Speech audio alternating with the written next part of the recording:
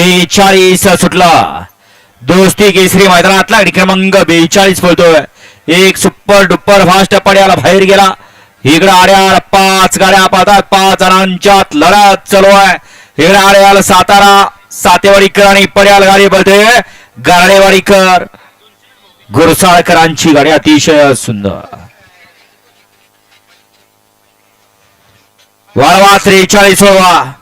दोघात लढत झाली. निकाल गेला थर्ड अंपायर कॅमेऱ्याकडे. कोण झाला गट विजेता? आड्याल सातेवाडी सातारा आणि पड्याल गारडेवाडी गुरसाळे. कॅमेऱ्याचा आधार घेतला जातोय 42 ला. वळवा 43 वळवा.